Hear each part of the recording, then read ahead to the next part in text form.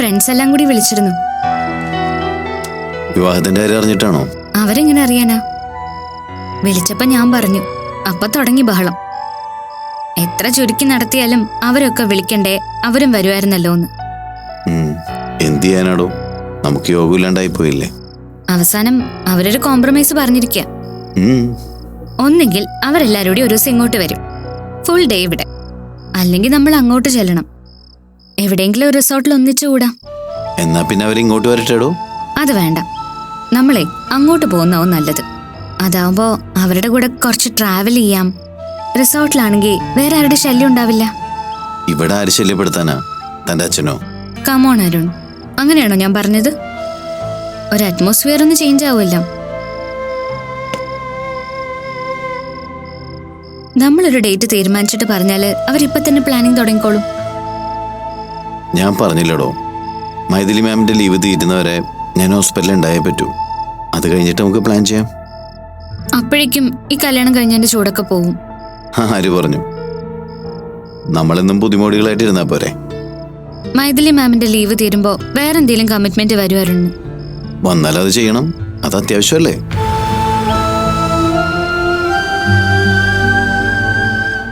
അരുൺ, ഞാൻ പറയുന്ന കേൾക്കുവാണോ അതോ ഫോണിൽ കളിക്കാണോ? കളിക്കേ? ഫോണിൽ കളിക്കേണ്ട പ്രായമല്ലേ എനിക്ക്. താൻ പറയുന്നതൊക്കെ ഞാൻ കേൾക്കുന്നുണ്ട്, അതിന് ഞാൻ കൃത്യമായ മറുപടിയും പറയുന്നുണ്ടല്ലോ. എന്നാലും മനസ്സെവിടെ ഒന്നുമില്ല. അതെ, മാമിന്റെ മെസ്സേജ് വല്ലതും ഉണ്ടോ നോക്കിയതാ. 1-2 വട്ടം ഞാൻ വിളിച്ചു, മാം എടുത്തില്ല. എന്താ എത്ര അത്യാവശ്യം? സാരംഗ് സാറിന്റെ കാര്യം അറിയണ്ടേ, എന്നാലല്ലേ ഒരു സമാധാനം കിട്ടൂ. എടോ, തനിക്ക് ഞാൻ ഈ മൈഥിലി മാമിനെ പരിചയപ്പെട്ട എങ്ങനെയെന്ന് അറിയൂ? ഇല്ല. ആ, ഹോസ്പിറ്റലിൽ ചെന്നപ്പോ തന്നെയാ ആദ്യം ഞാൻ കാണുന്നതേ. കൂടെയുള്ള ഒരു ഡോക്ടറോട് മാം വയലന്റായി നിൽക്കുന്ന കണ്ടപ്പോ തന്നെ എനിക്ക് പേടി തോന്നി. ഞാൻ പരമാവധി മാമിന്റെ മുമ്പിൽ നിന്ന് മാറി നടന്നു. ഈ ഹെഡ് മാസ്റ്ററിനെയൊക്കെ പേടിച്ച് കുട്ടികൾ ഒളിച്ചു കിടക്കില്ലേ, അതുപോലെ. ഒരു തുടക്കക്കാരന്റെ കയ്യിൽ നിന്ന് പറ്റുന്ന മിസ്റ്റേക്കൊക്കെ എൻ്റെ കയ്യിൽ നിന്നും പറ്റിയിട്ടുണ്ട്. അപ്പോഴൊക്കെ ഒരു പരിഗണനയും മാമിന്റെ കയ്യിൽ നിന്ന് എനിക്ക് കിട്ടിയിട്ടില്ല. സത്യം പറഞ്ഞാൽ ജോലി വേണ്ടാന്ന് വെച്ചാലോ എന്ന് വരെ ഞാൻ വിചാരിച്ചിട്ടുണ്ട്. പിന്നെ ഒരു ദിവസം ഒരു രാത്രി ക്രിട്ടിക്കൽ സ്റ്റേജിൽ കിടക്കുന്ന ഒരു പേഷ്യന്റിന് വേണ്ടി ഞങ്ങൾ കാവലിരിക്കുന്ന സമയത്താ മാം എൻ്റെ മുമ്പിലേക്ക് ഒരു കോഫി നീക്കി വെച്ച് തന്ന് ഒരു നല്ല റിലേഷൻ തുടങ്ങുന്നത്. അവിടെ നിന്ന് പിന്നെ ഇത്രയൊക്കെ മാറ്റങ്ങൾ. ജോലിയിൽ കണിശക്കാരിയായ മാഡം ജീവിതത്തിൽ പുലർത്തുന്ന പ്രത്യേകതകൾ കുറെയൊക്കെ ഞാനത് അനുകരിച്ചിട്ടുണ്ട്. അരുൺ കിടക്കുന്നില്ലേ? ആ, ഞാൻ പറഞ്ഞു തീർന്നില്ല. എന്താന്നറിയില്ല, എനിക്കൊരു തലവേദന പോലെ. ഞാനിന്ന് കിടന്നോട്ടെ. ശരി.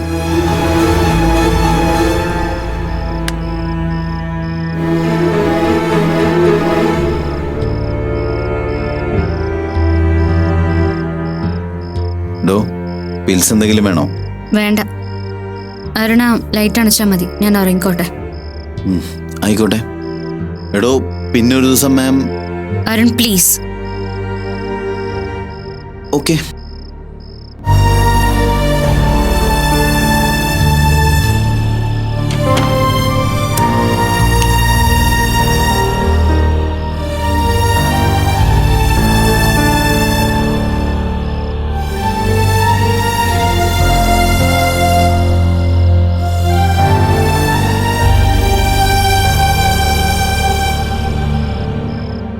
സാരംഗ്, ബഹളം ഉണ്ടാക്കാതെ കുറച്ചു നേരം സംസാരിക്കാമോ നമുക്ക്? ഞാൻ ബഹളം ഉണ്ടാക്കിയില്ല. ശരി, ഞാനാ ബഹളം ഉണ്ടാക്കിയത്. സാരംഗ്, സാരംഗിന് എന്നെ ഒട്ടും ഇഷ്ടമല്ലാന്ന് എനിക്ക് മനസ്സിലായി. അതില് തെറ്റും ശരിയൊക്കെ അവിടെ നിൽക്കട്ടെ.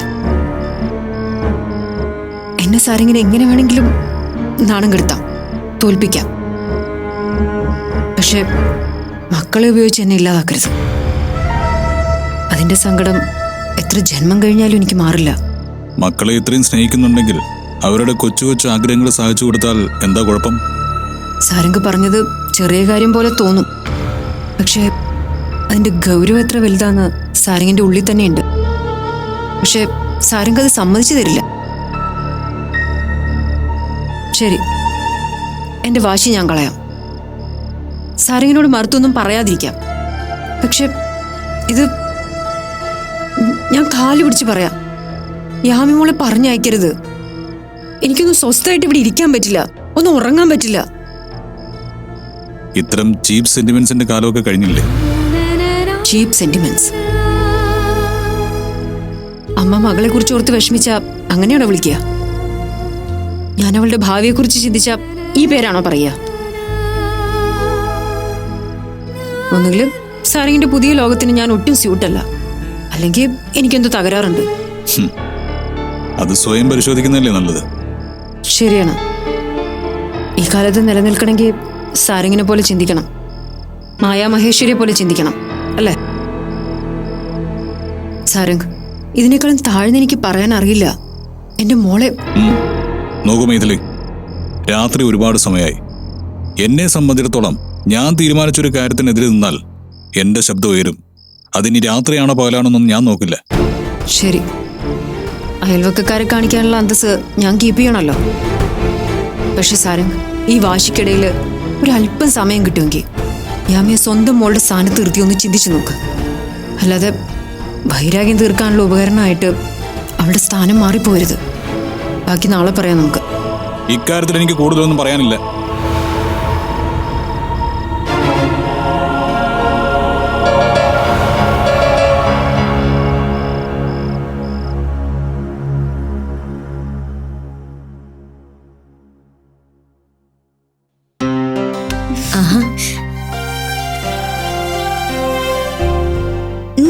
ഓ, ഇന്ന് മുടി ഒട്ടിച്ച് തന്നെയാണ് ചെയ്യത്. ഇങ്ങനെ ചെയ്യണമെന്നല്ലേ നല്ലത്. ആ, പിന്നെ ഇതിലും നല്ലൊരു മാർഗമുണ്ട്. ഒരു നല്ല തൊപ്പി വാങ്ങിച്ചിട്ട് അതിനെല്ലാം കൂടി അതിനകത്തേക്ക് ചുരുട്ടി കയറ്റിയാൽ മതി. എടിപ്പെണ്ണെ, ഇവിടെ ആളുകൾ കുറച്ച് മുടി ഉണ്ടാവാൻ പാടുപെടുക. നീയാണെങ്കിൽ കിട്ടിയതിനെ പിന്നെ ഒതുക്കി ഒരുമാതിരി ആദ്യം നിന്നെ ഒരു ബ്യൂട്ടി പാർലറിൽ കൊണ്ടുപോകണം. എന്തിന്? കൊല്ലാൻ. എടി, ആദ്യം നിന്റെ മുടിയൊക്കെ ഒന്ന് വെട്ടി ഒതുക്കി ഐബ്രോസ് ഒക്കെ ഒന്ന് ശരിയാക്കി ഒരു ഫേഷ്യലൊക്കെ ചെയ്ത് മൊത്തത്തിലൊന്ന് കുളിപ്പിച്ചെടുക്കണം. അതൊന്നും എനിക്ക് വേണ്ട, അതൊന്നും എനിക്ക് ശരിയാവില്ല. ആ, എന്നാ പിന്നെ നമുക്ക് കുറച്ച് പച്ചമരുന്നുകളൊക്കെ മേടിച്ച് കുറച്ച് എണ്ണ കാച്ചി എടുത്താലോ? എന്നിട്ട് കുളിക്കുന്നതിന് മുൻപും കുളി കഴിഞ്ഞും അത് കുറച്ച് തലയിൽ പുരട്ടാം. ആ, അത് നല്ലതാ. വീട്ടിലെ അമ്മ ചെയ്യും. അയ്യോ, മോള് വന്നേ.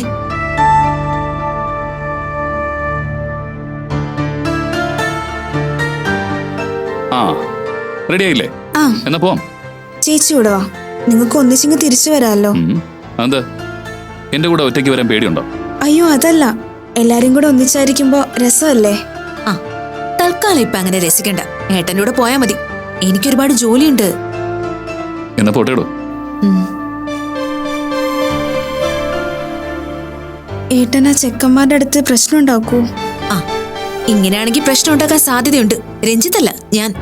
ഒന്ന് പോടി.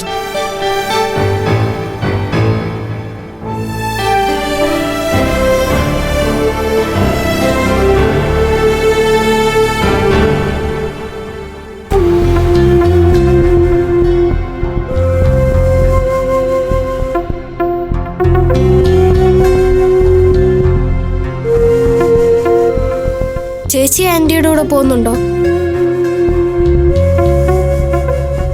ചോദിച്ചു കേട്ടില്ലേ? അമ്മ പറഞ്ഞയച്ചതായിരിക്കും നിന്നെ. അല്ല, പിന്നെ ചേച്ചി അവരോട് പോകുന്നത് അമ്മയ്ക്ക് ഇഷ്ടമല്ലല്ലോ.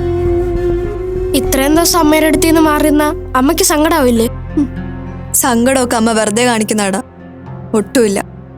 കുറെ നാള് കഴിയുമ്പോ നിന്നോടും ഇല്ലാതാവും. അങ്ങനെയൊന്നും പറയില്ലേ ചേച്ചി, നമ്മുടെ അമ്മയല്ലേ. അമ്മ എപ്പോഴെങ്കിലും സങ്കടപ്പെടുത്തിയിട്ടുണ്ടോ? അമ്മ എപ്പോഴാ സന്തോഷിപ്പിച്ചിട്ടുള്ളത്? ശരിയാ, ആളുകളുടെ മുന്നിൽ വെച്ചിട്ട് അമ്മ എല്ലാവരോടും നന്നായിട്ട് പെരുമാറും. അത് കഴിയുമ്പോഴാണല്ലോ തനി സ്വഭാവം പുറത്തു വരുന്നത്. എന്തിനാ ചേച്ചി? അമ്മ മുറിയിരുന്ന് കരയാ. ചേച്ചി എന്റെ കൂടെ വന്ന് അമ്മയോട് പോകുന്നില്ല എന്ന് പറ. എന്നെ പറഞ്ഞയക്കാതിരിക്കാൻ വേണ്ടി അമ്മ ചിലപ്പോ കരയും, ചിലപ്പോ ചാകാനും തുനിയും. ചേച്ചി വേണ്ടാത്ത പറയല്ലേ. നീ ഒന്ന് പോകുന്നുണ്ടോ? ആന്റിയുടെ കൂടെ നിനക്കും പോരണോ? അച്ഛനോട് ചെന്ന് പറ, ടിക്കറ്റും കാര്യങ്ങളൊക്കെ അച്ഛൻ റെഡിയാക്കിക്കോളും. എനിക്കൊരിടത്തും പോണ്ട.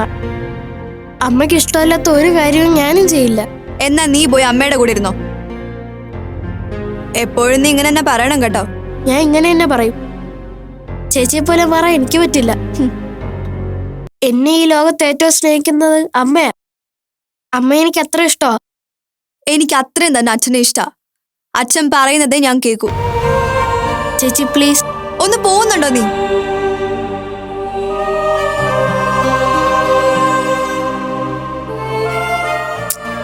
നീ എന്തിനാടാ കരയുന്നത്? ഓ, ഇനി കണ്ണീരൊലിപ്പിച്ച് അമ്മയുടെ അടുത്തേക്ക് പോണല്ലോ. എന്നാലല്ലേ ഞാൻ നിന്നെ എന്തെങ്കിലും ചെയ്തു എന്ന് വരുത്തി തീർക്കാൻ പറ്റൂ. എന്നിട്ട് അമ്മ വന്ന് എന്നെന്ത് ചെയ്യാനാ? ഞാൻ കരഞ്ഞത് അമ്മയെ കാണിക്കാനൊന്നുമില്ല. ചേച്ചി എന്നെ ആട്ടി ഓട്ടിക്കുന്ന പോലെ പറഞ്ഞിട്ടാ ചേച്ചി എന്നെ വെറുക്കുന്നത്. ഞാൻ ചേച്ചിയെ വെറുത്തിട്ടില്ല. എനിക്കിപ്പോഴും ചേച്ചിയെ നല്ല ഇഷ്ടമാണ്.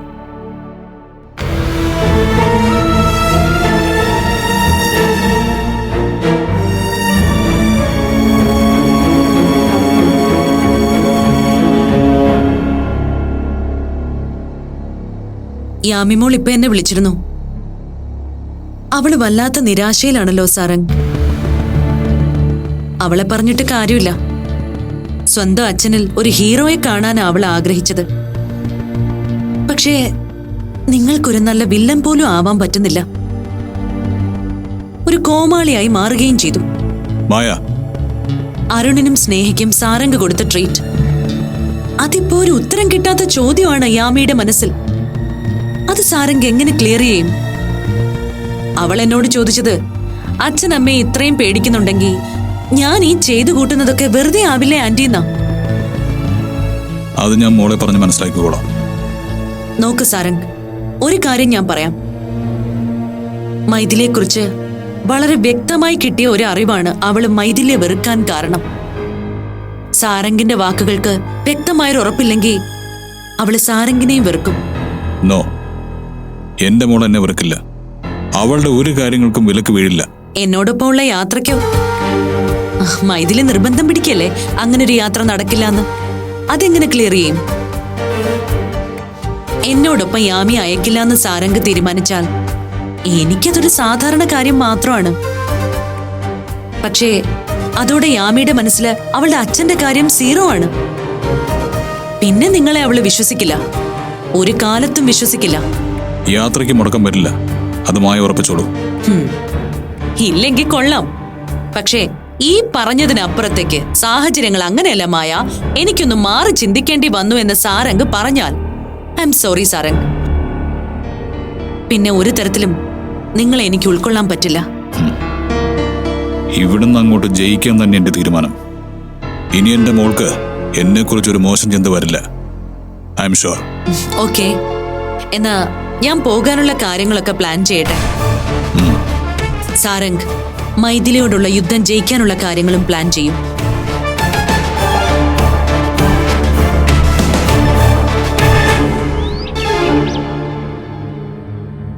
അമ്മ എന്റെ സ്ഥാനത്ത് നിന്നൊന്ന് ചിന്തിച്ചു നോക്ക്. ഒരു അമ്മയ്ക്ക് എങ്ങനെ സ്വന്തം മകളെ മറ്റൊരാളുടെ കൂടെ അയക്കാൻ പറ്റും? അതും എന്റെ കുടുംബത്തിന് ഭീഷണിയായി നിൽക്കുന്ന ഒരു സ്ത്രീയോടൊപ്പം യാമി എനിക്ക് അയക്കാൻ പറ്റുമോ? ഞാനിതിന് എന്ത് അഭിപ്രായം പറയാനാ മോളെ? പറഞ്ഞാൽ തന്നെ ഇവിടെ കിടന്ന് 2 വാക്ക് പറയാന്നല്ലാതെ മറ്റൊന്നിനും സാധിക്കില്ല. സാരംഗ് എത്ര പ്രശ്നം ഉണ്ടാക്കിയാലും എനിക്ക് അവളെ അയക്കാൻ പറ്റില്ല അമ്മേ. അത്രയും ധൈര്യം എനിക്കില്ല. നീ പറയുന്നതൊക്കെ എനിക്ക് മനസ്സിലാവുന്നുണ്ട്. നീ നിന്റെ നിലപാടിൽ തന്നെ ഉറച്ചു നിൽക്ക്. ഇത്രയും കാലം മറ്റുള്ളവരുടെ മുമ്പിൽ ഞാൻ നിശബ്ദത പാലിച്ചു. മറ്റുള്ളവരുടെ മുന്നിൽ സാരംഗിന് മോശം വരുന്ന ഒരു കാര്യവും ഞാൻ മിണ്ട പോലും ചെയ്തിട്ടില്ല. പക്ഷെ ഇതെനിക്ക് പറ്റില്ല. യാമിമോള് പൂർണ്ണമായും നിന്റെ നിയന്ത്രണത്തിൽ നിൽക്കേണ്ട സമയമായത്.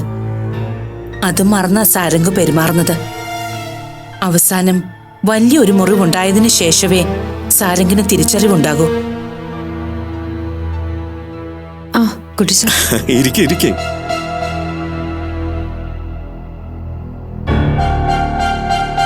കുട്ടിച്ച, ഈ കാര്യത്തില് സാരംഗിനോട് ഒരു ബഹളത്തിന് നിൽക്കാൻ എനിക്ക് താല്പര്യമില്ല.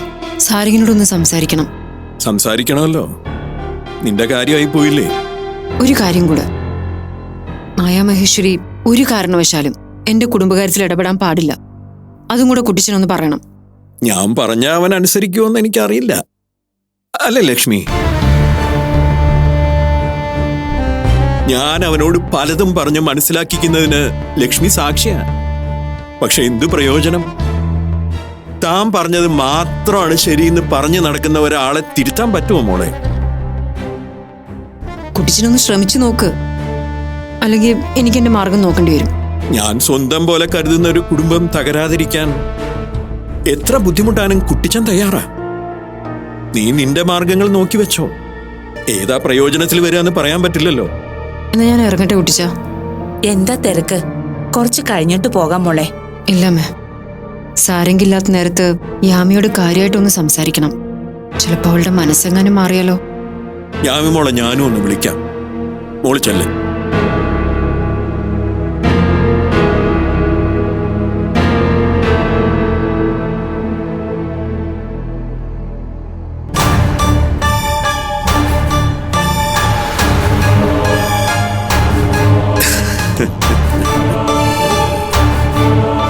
ഇവിടെ ഇരുന്നുകൊണ്ടാ സാരംഗിനോട് യാമി മോളെ പറഞ്ഞയക്കണോന്ന് നിങ്ങൾ പറഞ്ഞത്. ഓർമ്മയുണ്ട് ലക്ഷ്മി.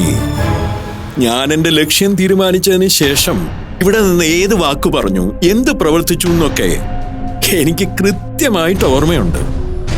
ഒരുപക്ഷെ സാരംഗിന് നിങ്ങളുടെ ലക്ഷ്യം അറിയില്ല, മൈഥിലിക്കും അറിയില്ല. പക്ഷേ ദൈവമോ? ദൈവം നീതിമാനായിരുന്നെങ്കിൽ എനിക്കെന്റെ മോനെ നഷ്ടപ്പെടുമായിരുന്നു. അക്കാര്യത്തിൽ അനീതി കാണിച്ചിട്ട് ബാക്കിയുള്ളവരുടെ കാര്യത്തിൽ എന്നെ നീതി പഠിപ്പിക്കാൻ വന്ന കുട്ടിച്ചനത് ശ്രദ്ധിക്കില്ല ലക്ഷ്മി. അത് പലതവണ ഞാൻ നിന്നോട് പറഞ്ഞതാ. കുട്ടിച്ചൻ നിഷേധിയാ, സകലതിന്റെയും നിഷേധി. ഈ മേളം കാണാൻ അമ്പലപ്പറമ്പിൽ ചെന്ന് നിൽക്കുമ്പോ കൊട്ടിന്റെ കാലം മാറുന്നതിനനുസരിച്ച് കാലിലൂടെ ഒരു പെരുപ്പങ്ക് കയറില്ലേ, അതുപോലൊരു അവസ്ഥയിലാണ് ഞാൻ. ഉന്മാദം എന്ന് വെച്ചാ ഇതിനു മുകളിലൊരു ഉന്മാദം ഇല്ല. കലാശക്കുട്ടിന് സമയമായി ലക്ഷ്മി. കാതോർത്ത് കിടന്നോ നീ.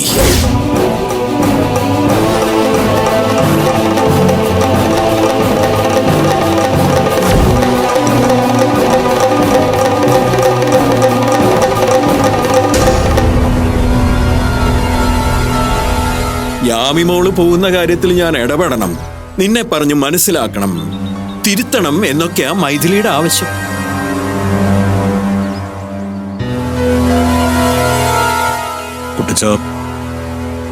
എന്താ സാരംഗി നിന്റെ തീരുമാനം? മൈഥിലി പ്രശ്നം ഉണ്ടാക്കാൻ സാധ്യതയുണ്ട്. പക്ഷേ യാമിയെ ഞാൻ പറഞ്ഞയക്കും. ആ ഉറപ്പ് നിനക്കുണ്ടെങ്കിൽ നല്ലത്. ഇന്ന് ഇക്കാര്യത്തെ ചൊല്ലി നിങ്ങൾ തമ്മിലൊരു പ്രശ്നം ഉണ്ടായ മൈഥിലി എന്നെ വിളിക്കും. എനിക്കവിടെ വരാതെ നിവൃത്തി ഉണ്ടാവില്ല. അപ്പൊ ഞാൻ എന്ത് ചെയ്യും? കുട്ടിച്ചൻ എന്റെ കൂടെ നിൽക്കണം. ഞാൻ ഈ ഞാണിമക്കളി തുടരുന്നതല്ലേ സാരംഗി നിനക്ക് നല്ലത്. കാരണം എന്റെ ഉദ്ദേശം മൈഥിലിയെ പൂർണ്ണമായി നിന്റെ ജീവിതത്തിൽ നിന്നും അടർത്തിയെടുത്ത് മാറ്റുക എന്നുള്ളതാണ്. തൽക്കാലം നിന്റെ അച്ഛനമ്മമാരെ കൊണ്ട് എന്തായാലും അത് സാധിക്കില്ല. അവർക്ക് കാര്യങ്ങളൊന്നും വ്യക്തമായിട്ടില്ല കുട്ടിച്ച. അവര് മരുമോളെ സ്നേഹിക്കുന്നത് ഒരു ധ്യാനം പോലെ കൊണ്ട് നടക്കുക. അക്കാര്യത്തിൽ അവരെ കുറ്റം പറയാൻ പറ്റില്ല. മൈഥിലി അവരോട് പെരുമാറുന്നത് അങ്ങനെയാ. നീ അവർക്ക് കൊടുക്കാൻ മറക്കുന്ന സ്നേഹം പോലും മൈഥിലി അവർക്ക് കൊടുക്കുന്നുണ്ട്. എനിക്ക് ഈ തിരക്കിനിടയിൽ എല്ലാ ദിവസവും അവർ വിളിക്കാൻ പറ്റാറില്ല. പിന്നെ എന്തെങ്കിലും കാര്യമുണ്ടെങ്കിൽ അവര് വിളിക്കും. അവിടെയാണ് ഒരു പെണ്ണിന്റെ ബുദ്ധി. നീ വിളിക്കാത്തിടത്ത് അവൾ ഓർമ്മ വെച്ച് വിളിക്കുന്നു. നീ തിരക്കേണ്ട വിഷയങ്ങൾ അവൾ തിരക്കുന്നു. സ്വാഭാവികമായും അച്ഛനമ്മമാർക്ക് മുന്നിൽ അവൾ ഉത്തമ മാതൃകയാ. മൈഥിലി വിളിച്ച് ഞാൻ നിങ്ങളുടെ വീട്ടിലേക്ക് വരേണ്ടി വന്നാ നിനക്കെന്നോട് ഏത് രീതിയിൽ വേണമെങ്കിലും പെരുമാറാം. പൊട്ടിത്തെറിക്കാം, ആട്ടിപ്പുറത്താക്കാം, അതിലൊന്നും വിരോധമില്ല. ഏയ്, കുട്ടിച്ചൻ എന്തായി പറയുന്നത്? കുട്ടിച്ചനെ ആട്ടി പുറത്താക്കാനോ? ഇതൊക്കെ വെറും നാട്യങ്ങളല്ലേ സാരംഗേ. നീ നിന്റെ സ്വാർത്ഥ ലാഭത്തിന് വേണ്ടി എത്രയോ ആളുകളുടെ മുന്നിൽ അഭിനയിക്കുന്നു. അത് നിന്റെ ലാഭം. അല്ലാതെ ഞാനും നീയും തമ്മിൽ ഇതിന്റെ പേരിൽ പിണങ്ങാനൊന്നും പോകുന്നില്ലെന്നേ. നീ എനിക്കെന്റെ സേതു തന്നെയല്ലേ. സത്യം പറയാലോ കുട്ടിച്ച, ഈ പിൻബലമാണ് എന്റെ ഏറ്റവും വലിയ ധൈര്യം. കുട്ടിച്ചൻ എന്നും എന്റെ കൂടെ തന്നെ ഉണ്ടാവണം. നിന്റെ നിഴലായിട്ട് ഞാൻ ഉണ്ടാവും സാരംഗേ,